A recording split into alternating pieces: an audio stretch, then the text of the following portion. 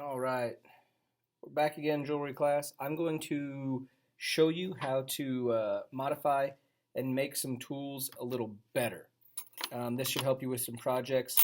Um, to start off, some of you should have gotten some sort of tools that have some characteristics like this. They almost look like little knives on the edges, but they're very, very dull, little carving tools. So using the tools that we all got in our kits, we can actually use them to improve the tools that we have. So we're going to use tools to make the tools that we already have better.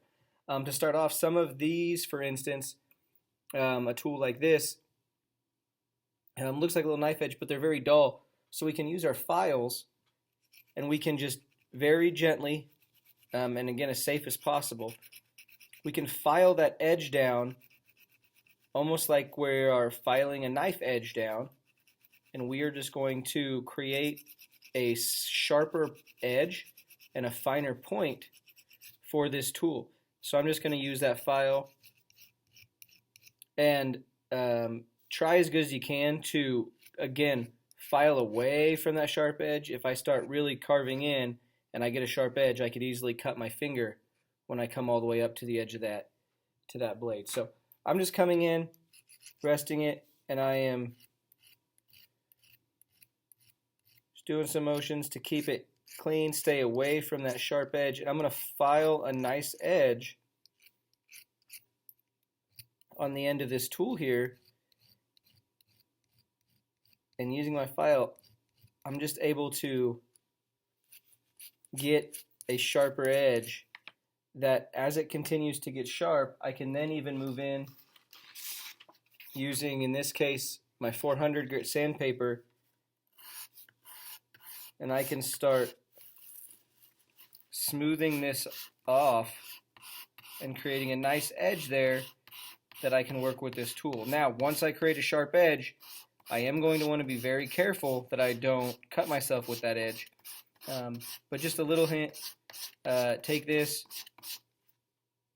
and as I go, I'm just developing a sharper edge, and then in turn, when I get that sharper edge, I then able to scrape and use these tools more efficiently to scrape the wax off.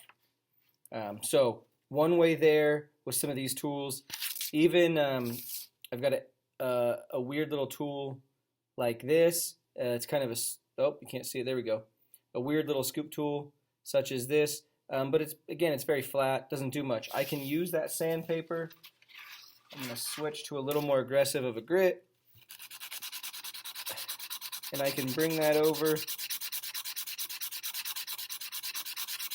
and file that edge down a little bit.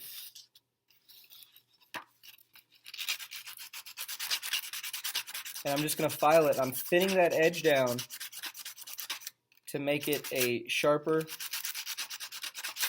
more usable tool. Again, I could come in with some of the different files and file some of that edge down.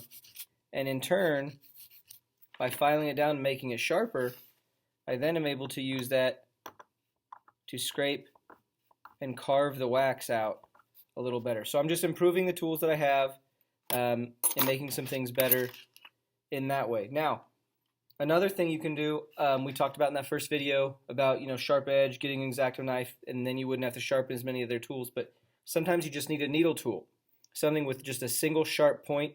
You could use a nail, anything like that. This is just a paper clip, and I take it and I undo it a little bit. I like to keep a little edge on, or a handle, if you will, on parts. So I'm going to keep that folded, but then I just have a nice point on there,